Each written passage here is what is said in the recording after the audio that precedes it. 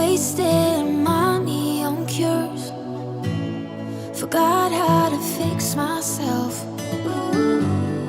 They say that time is free. Then why is it so precious? Oh, I'll save memories in my head, like Polaroids on walls. They remind you to look ahead. Time is running out.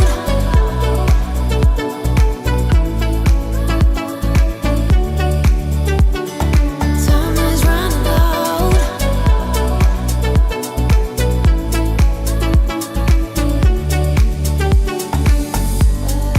Lately I've lost my track. I've sailed the deepest seas, hoping to find something to bring back better times. Oh, I'll save memories in my head, like Polaroids on walls. They remind you to look ahead. But time is running out. Time is running out. Time is running out. Time is running out. Time is running out. Time is running. Time is running out.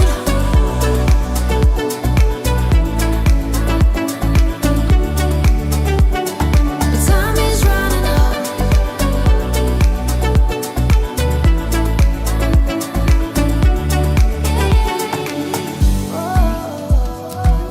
What if my best days are over?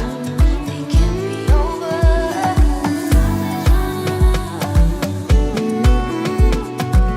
They can't be over now.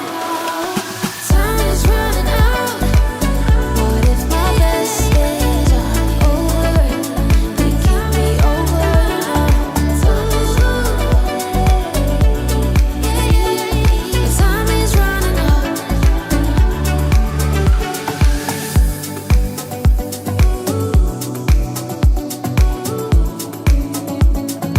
Time is running out.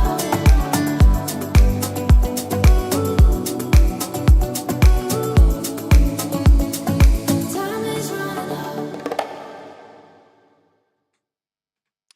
Morning, everyone. It's Jim here. Welcome to our fifth live A-level business revision session for this week, the last week of the Easter term.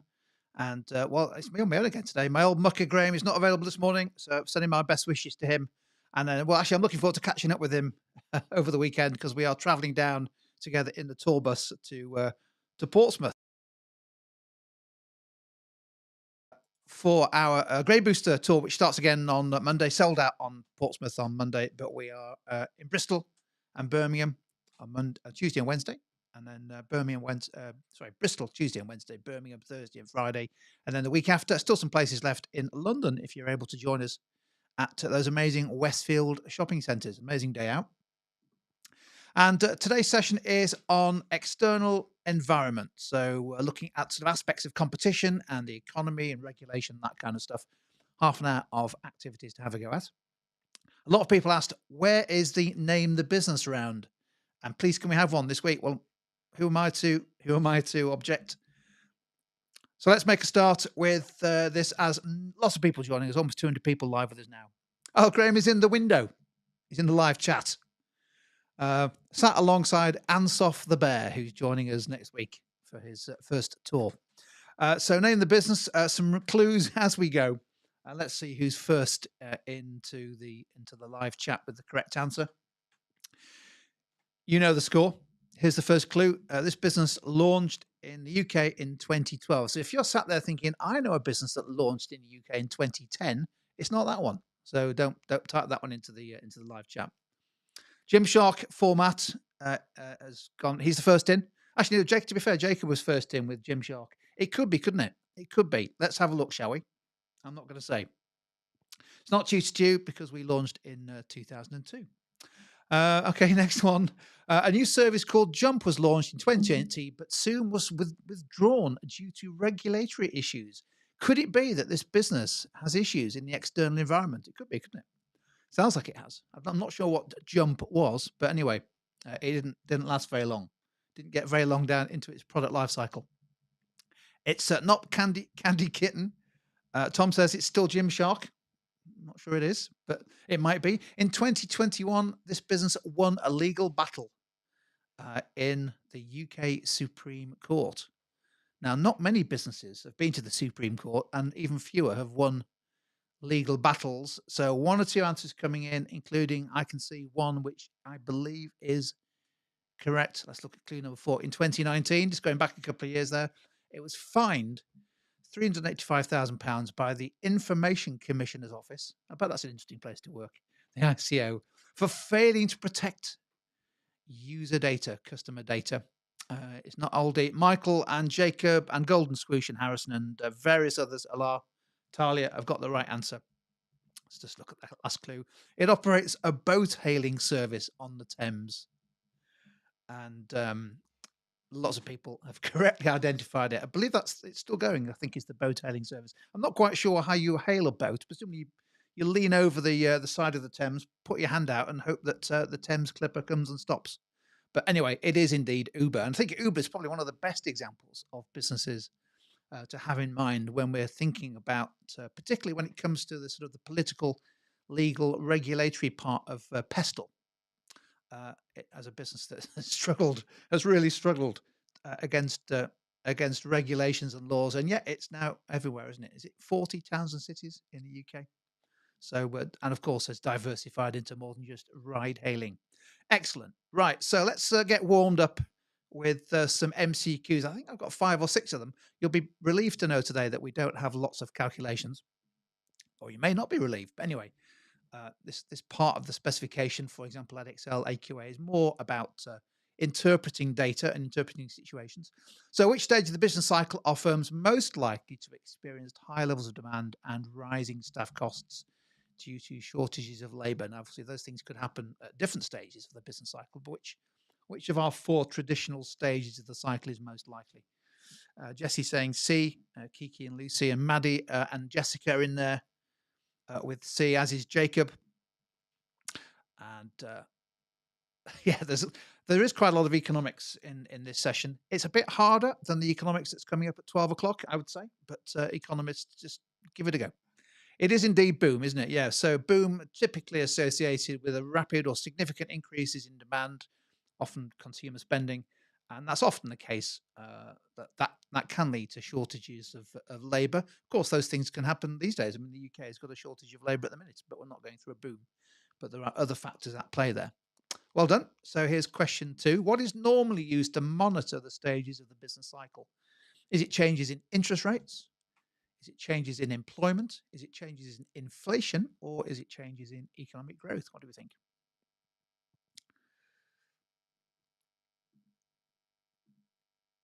So typically this data is used to actually report as well, not just to monitor, but to officially report where we're at in terms of our traditional business cycle. Yeah, most people. Golden Swoosh is correct answer as always, and but unfortunately, Golden Swoosh has either got a very sticky keyboard or keeps typing the same letter in several times. It only needs to go in once.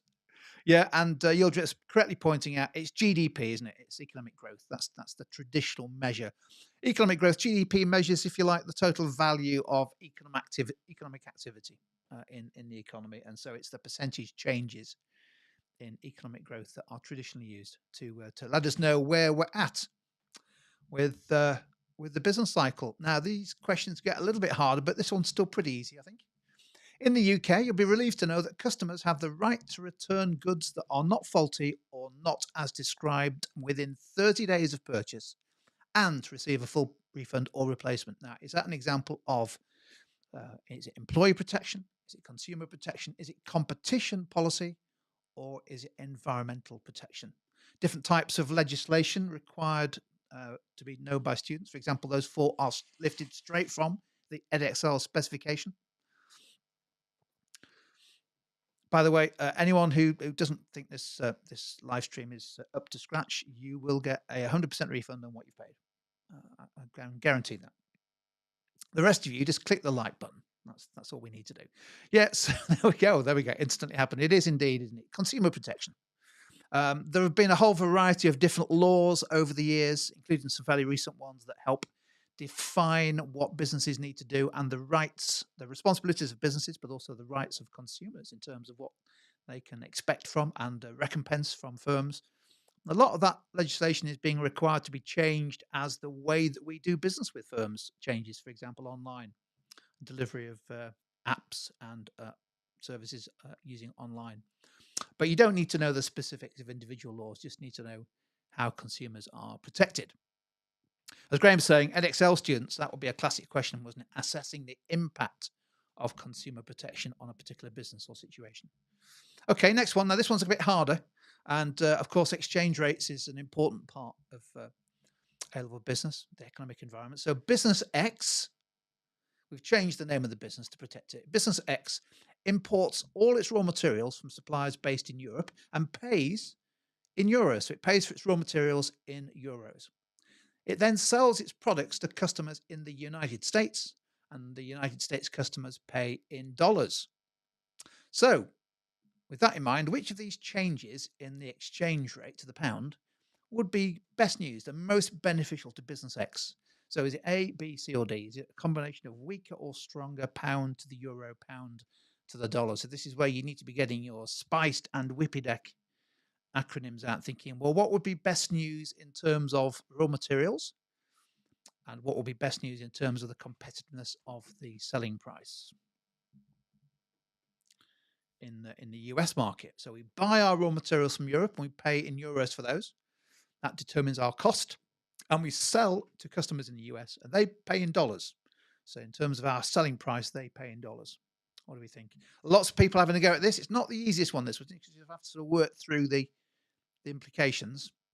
It's actually a good question, I think. Who knows? It might appear in the AQA paper. Who knows? It's not done yet. What do we think? And let's have a look. And I think the answer is C. Let's just go through the logic of this. So let's deal with the euros first. A stronger pound, that makes imports cheaper. That's good news, isn't it? If our imports of products, raw materials are cheaper, that means that we're going to make more profit or more margin. So yeah, we're looking for we want a stronger exchange rate because we're buying from suppliers in Europe. But actually a weaker pound to the dollar would be better news for us as an exporter, because it would mean that customers in the US find our products cheaper because they don't need to spend as many dollars to buy our products. So that would make it more competitive. So that would be the best combination of changes. Not that a business could do much about those, but that would be better. Okay. Now, a little bit of data interpretation here on an important topic. Students often get this confused with the interest rates and exchange rates. This is inflation. So there's a table there that shows some recent data based on for the economy in the UK. So we're told that the average rate of inflation in 2021 was 4% and the average in 2022, 9%.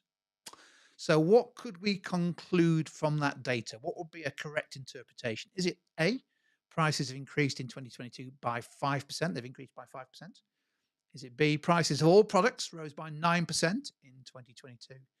Could it be that prices fell in 2021 but rose the year after, or that prices rose in both those 2 years? What do we think? Looking at that data, how might you interpret that data? What could you conclude purely from that information on inflation? And well, this one hasn't. I thought this might be a tricky question, but it's definitely not flummoxed any of the live chat audience, including Ollie and Lulu and Freya, who've all gone for D. Let's have a look. It is indeed D. Yeah, so well, clearly A is wrong because we're told the rate of inflation in 2022 was 9%. B is wrong, isn't it? Because that would suggest that every price rose by 9%. But don't forget, the rate of inflation is an average, isn't it? It's a weighted average of a basket of goods. Some products might have gone up by more, some by less. But you can't say that all products rose by 9%. But all you can say is that inflation was positive in both years, but it was higher, wasn't it, in 2022? But that is the correct interpretation. Well done. Now, let's do interest rates then. So we've done exchange rates, we've done inflation. What's the left? Um, interest rates. So the UK's base interest rate, that's the interest rate that's set by the Bank of England, has recently increased to around about, I think it's 4.25 now, just over 4%. The UK business is most likely to be adversely affected by this. So bad news in the short term will be those with what? So is it low gearing and fixed rate loans? Is it low gearing and variable rate loans? Or is it some other combination there? Is it high gearing and variable rate loans, or D, high gearing and fixed rate loans? In the short term, that change, that increase in interest rates.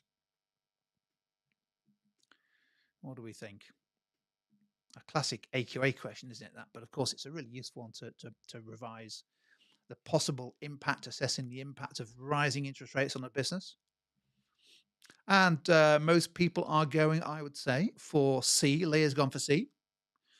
So too has Isaac. Let's have a look. It is indeed C. Yeah, well done. So why is that C? Well, interest rates are going up. Well, who might be worst affected by that? Well, clearly a business that has a high proportion of debt or loans in its financial structure could potentially be affected. Certainly a higher gearing than lower. So let's say they've got 50% gearing rather than 10. That means they've got more non-current liabilities, more debt. But also the business that has a variable rate loan. In other words, the interest charge will have gone up on those loans as a consequence of the base rate going up. Whereas a fixed rate loan could easily still be at a lower interest rate. Of course, that might change in the future. It almost certainly will. But they are protected from interest rate increases in the short term, aren't they? So that's why at the minute, people with mortgages on a fixed rate, which they set years and years ago, are still happy and still spending, whereas those on variable rate mortgages are struggling somewhat as interest rates have gone up. Right, I said we had a couple of calculations. Well, we've done one, and here is the last one, I think. So we're into, well, one of my favourite markets, actually, toilet rolls. And when we've done this activity, that'll be a wrap. So Kimberly-Clark, who make Andrex, by the way, Kimberly-Clark imports wood pulp from overseas suppliers to use in its production of toilet paper. It's made here in the UK. It pays wood pulp suppliers in US dollars. So imagine great big ships worth of wood pulp arriving, and we pay for that in US dollars. To explain the process, we then add water, we roll it and cut it, and it turns it into a toilet roll. Anyway, that's just a setup line. Calculate the percentage change in the pound to the US dollar exchange rate there. So we've got some information in the table. Last year, the pound was worth $1.10. This year, on average, $1.20. So what's the percentage change in exchange rate? And maybe comment in the live chat as to how that might impact the cost of wood pulp bought by Kimberly-Clark. Have a go.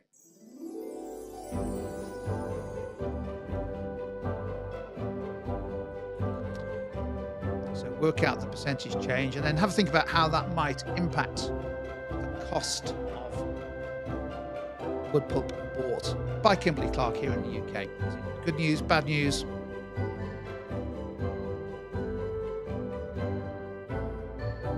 Lots of people coming in to the live chat with the correct percentage change, which is good to see.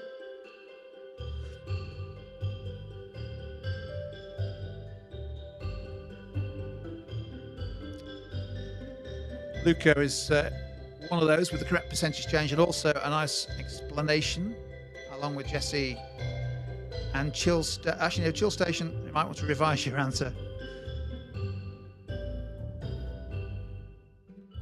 Lots of answers coming in. So really good to see. Well done for having a go. I'll just stick, I mentioned Luca's comment. Let's stick Luca's on the screen there. 9.0% increase. Maybe the pound has strengthened, an increase of 9.0%, resulting in imported goods. The cost of imported goods will being cheaper. Stronger pound makes the imports cheaper, and the pound has strengthened, hasn't it? It's increased in value. It's now worth $1.20 compared with $1.10. That should indeed make the cost of our wood pulp cheaper, therefore reducing the raw material cost of producing toilet paper, potentially increasing the profit margin per pack or per roll. But that's one impact. Actually, the pound has actually strengthened. I noticed this morning it's now just gone over $1.25. Back in September, It was almost parity, almost a pound to a dollar after the problems with the previous prime minister and the previous chancellor's budget.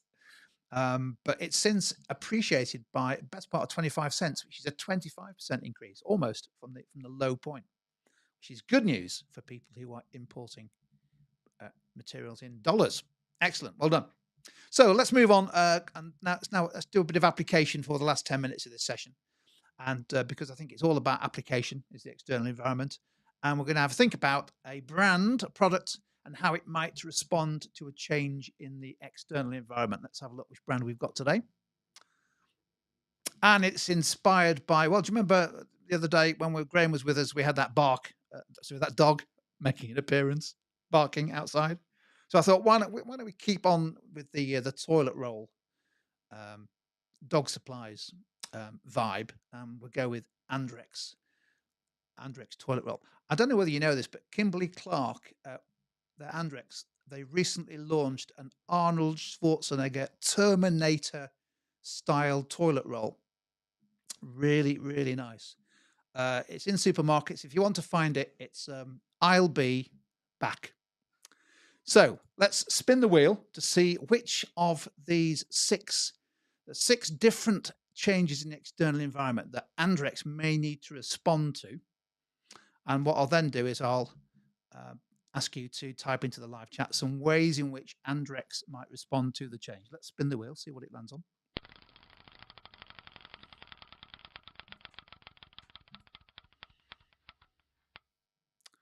And it's landed on, well, it's a current issue, isn't it? Falling incomes of households. So over to you. So we know that, for example, the cost of living crisis, increase in interest rates, which is increasing how much interest we pay on our credit cards and our mortgages and various other personal debt. It's cutting back the disposable income of households. So how might Andrex respond to that? If even better, if we can have a bit of such as seasoning. And let's stick a few answers on the screen here as they come in. I'll just pick out 2 or 3 as they come in. As you type away, Ash is saying introduce bulk packs, much cheaper pack, or a bigger bulk pack. That's an interesting point, isn't it? From Abelne saying, let's just get on the screen there. Andrex is pointed out it's a luxury toilet roll. It's a luxury brand, isn't it? So actually, how do they respond? People are more likely to switch to perhaps an own label toilet roll brand or own label brand for a while. But how could Andrex respond? What do we think?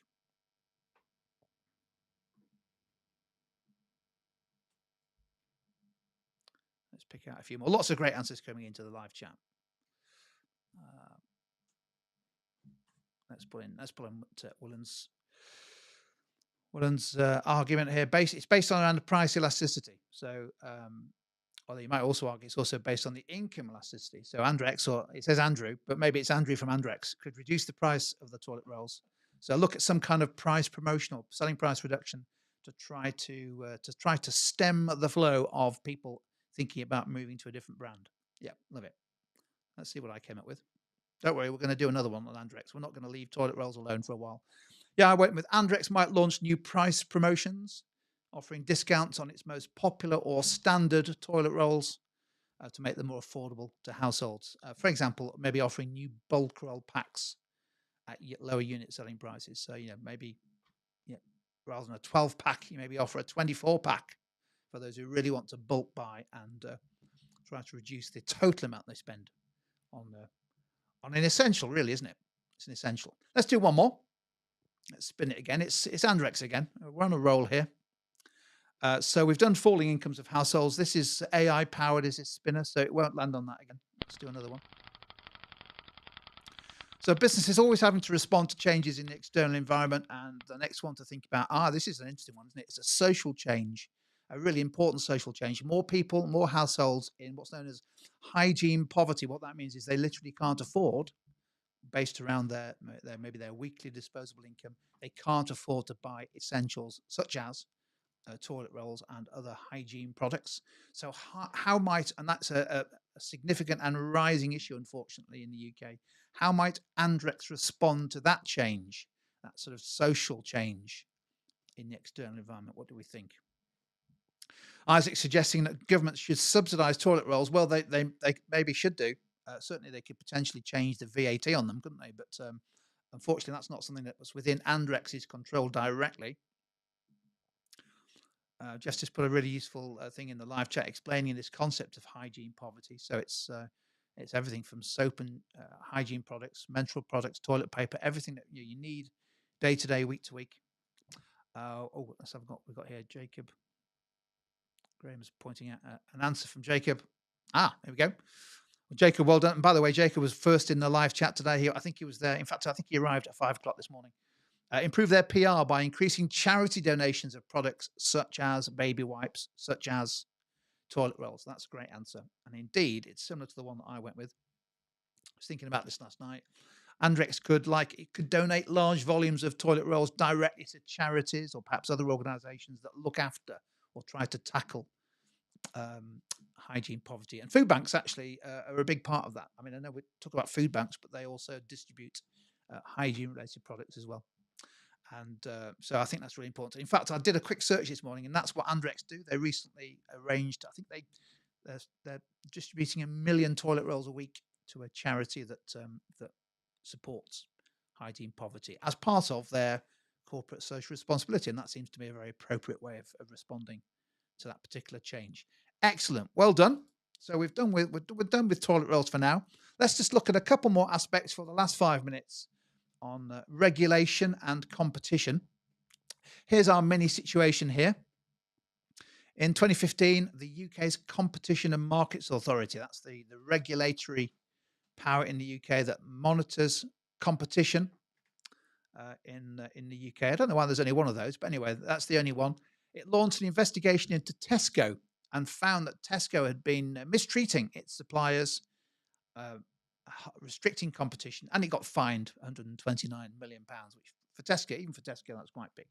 Just having a think about that, because obviously Tesco had a 30% plus share of the grocery supermarket. So let's just think generically now. We'll do an application exercise to finish with. Could you give me a way in 30 seconds how having a large market share like Tesco can actually influence competition in a market? What are the ways in which having a large market share can influence competition? Over to you.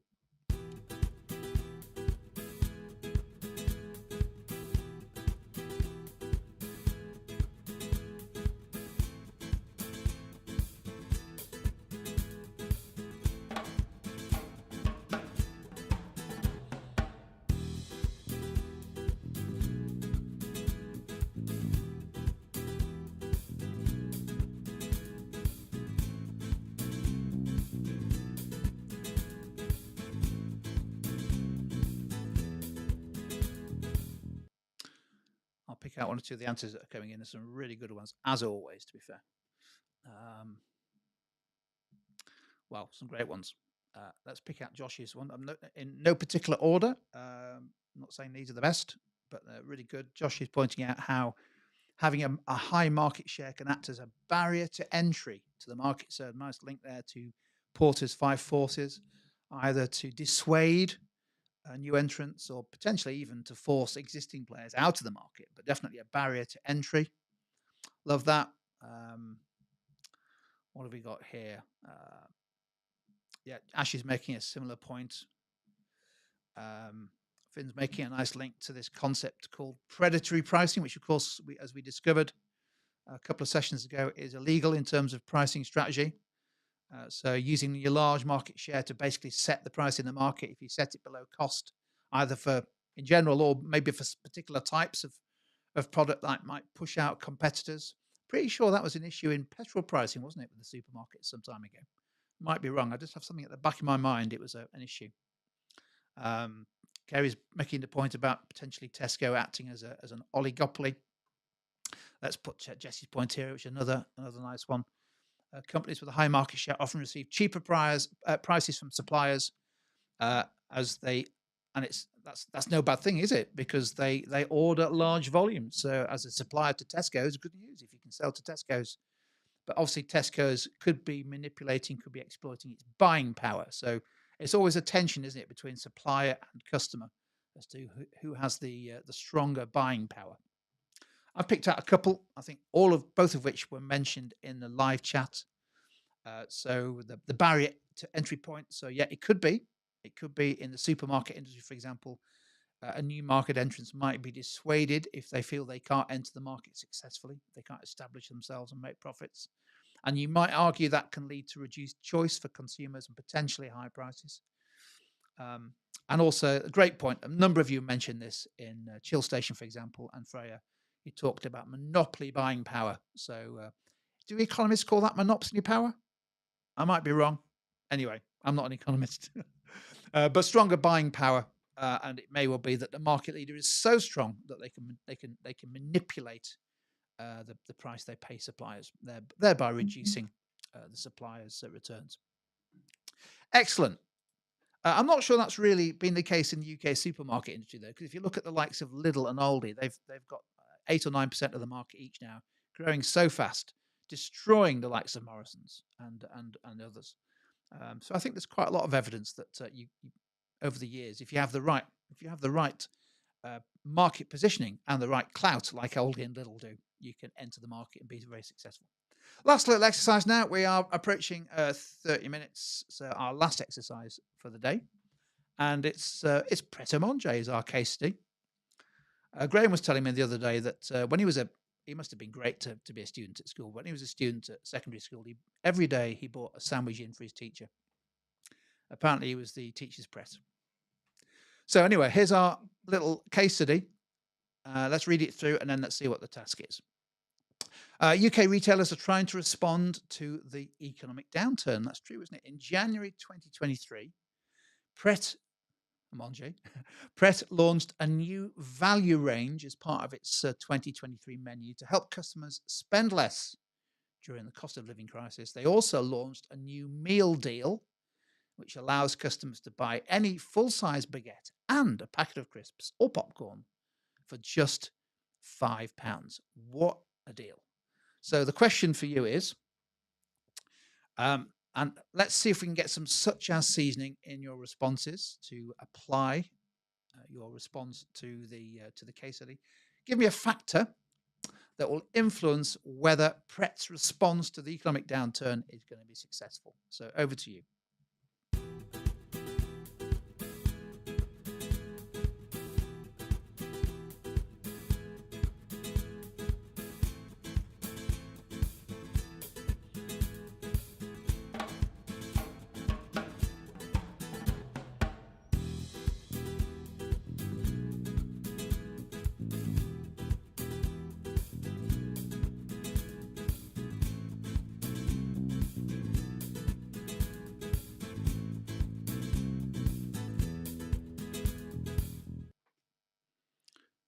Obviously, people are typing furiously. Lots of great stuff, great responses coming in. Lots of people referring to the price elasticity of demand for Pret's food and drink and how responsive its customers might be to a change in price. A number of people talking about income elasticity of demand as well. Ash has made an interesting point. Let's just put this on the screen. Let's create a bit of space here for Ash's point. If Pret's marketing is successful and spreads enough publicity, in other words, lets people know about the new deals, that is going to be a key factor, isn't it, as to whether or not that new price and promotion strategy is successful. It's one thing telling people about it in the store when they get there, but it's another thing telling people about it. Think, well, let's get down to Pret. It sounds like there's a good deal to be had there. So I think that's a great point. What else? We've got lots of people mentioning PED. What have we got? Oh, hang on. There's a good one here coming in. Stick Kelly's on as well. A similar point. Consumer confidence and disposable income. How good do consumers feel? How happy do they feel? Do they feel like they want to treat themselves? Maybe they're not regulars with Pret, but they feel as though they want to treat themselves to a Pret at one or more lunch times or at breakfast time. That might determine whether or not it's successful. Jessica's made a nice point here about PED, but making a point about how competitor meal deals may offer a better option. Tesco, for example, and of course Tesco has so many locations now with its Tesco Express. Often find them near to Pret, so they become a competitor to Pret. What did I come up with? Let's have a look, shall we? Yeah, I went for Ped and Yed. I think that's the obvious factor. So I think the factor would be the responsiveness of demand to a change, and in this case, a change in price. But also, we're recognizing that the economic downturn means there is also a change in consumer incomes. Not everybody is impacted in the same way. Not everyone is feeling the pinch, but lots of people are. So the responsive demand for Pret products such as, so in red, a bit of such as seasoning, falafel flatbread and baguettes, which is what I normally go for at Pret, along with my flat white, which Graham had never heard of until we went in together. Can you believe that? But a bit of such as seasoning, as soon as I use the word falafel flatbread and baguettes, it's rooted in the response, rooted in the business of Pret. Of course, Pret customers may change their buying habits and preferences. Maybe not as many of them are working in towns and cities as they were. Maybe they just pop in occasionally rather than every lunchtime. And I think lots of people also mentioned competitor response. So it's fine offering a new meal range and a new meal deal, but what happens if competitors such as Greggs and Subway and Tesco Express and Sainsbury's Local and Starbucks or whatever it is, what happens if they also do the same thing? Does that impact the effectiveness of Pret's response? Of course, you might argue, well, yes, it might do, but Pret have to do it, don't they? Because if they don't, then the chances are they're going to be even less competitive when it comes to people choosing what they eat for lunch. Those meal deals are worth looking out for, aren't they? I know there's been a lot of angst and unhappiness about the Tesco meal deal changes recently. But I don't tend to go to Tesco, so it doesn't affect me. I'm a Pret man. There we go. That is it for this session on the external environment. Hopefully you found it useful. If you have, I mean, we're not going to get anywhere near economics, are they, with their 4,000 likes that they got yesterday eventually. But if you found a session useful, give it a thumbs up on YouTube. Don't forget to subscribe to the channel if you're not already subscribed, because we will be adding in the dates and times for our pre-exam warm-ups. So once we get back, if I just remind myself of the dates on the grade booster, we finish on the 4th of May, don't we, at Stratford, Edexcel Business. As soon as we finish on the 4th, we will be getting back into live streams and running live streams all the way up to, and in between, I was going to say during, not during the exams, in between the exams as well. So look out for those. If you're subscribed to the channel, you'll get an alert once we start adding those dates and times on. And they're usually pretty busy. I think before one of the exams last year, was it the paper 2 warm-up? We had something like 3,000 in the live stream. So that made for an interesting session. So hopefully you'll be able to join us for those. Please use the live chat or the comments on this video to add any suggestions you'd like us to consider as we plan what topics and what to do in the live streams. It will be really useful to get your feedback so we can make sure that those are covered. And if you're hanging around at 12 o'clock, don't forget to join Jeff for his UK economy live stream special. That's a must watch if you're doing A-level economics. And if you want to, give him a like when you're there. Great stuff. Thank you very much for everyone who's joined us this week for our live streams. Don't forget, you can watch the recording at tutortoyou.net/live and download the PowerPoint if you wish to. I think we've got 100 live streams recorded there now, so there must be something in there which might be helpful as you crack on with your revision. And, well, looking forward to catching you next week and the week after. If you're joining us for Grade Booster, Graham and I and Ansoff, the bear, will be there for those. So we'll catch you next week maybe, or the week after. Anyway, for now, see you later.